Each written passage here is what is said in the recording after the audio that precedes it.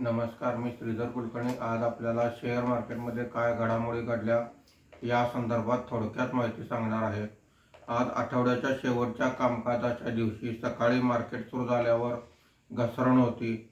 दुपारी 1 वाजेपर्यंत मार्केट खाली होती. त्यानंतर मात्र तेजी सुरू झाली व मार्केट संपताना तेजी टिकून होती. मार्केट बंद होताना सेन्सेक्स हा 599 पॉईंटनी वाढून 73,088 वर बंद झालेला आहे. निफ्टी हा 152 पॉईंटनी वाढून 22,147 वर बंद झालेला आहे. आजच्या कामकाजामध्ये BSE bank index 1.02%, BSE metal index 0.85%, BSE consumer durable index 0.78% वर आहेत. मिड कॅप इंडेक्स 0.39% खाली आहे. स्मॉल कॅप इंडेक्स फ्लॅट आहे. आजच्या कामकाजामध्ये निफ्टीमध्ये वाढलेले मुख्य शेअर्स पुढील प्रमाणे आहेत.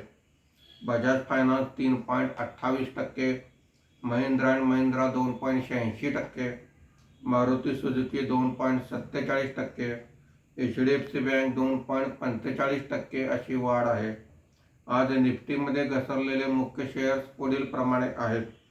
Bajaj auto 2.40%, HCL technology 1.32%, Nestlé 1.01%, Divi's lab 1% अशी घसरण आहे. आज FIIने 129 कोटी रुपयांची खरेदी केलेली आहे. देशीय वित्तीय संस्थांनी 53 कोटी रुपयांची विक्री केलेली आहे. मार्केट शनिवार आणि रविवारी सुट्टी आहे, त्यामुळे आपण सोमवारी पुन्हा भेटणार आहोत. धन्यवाद.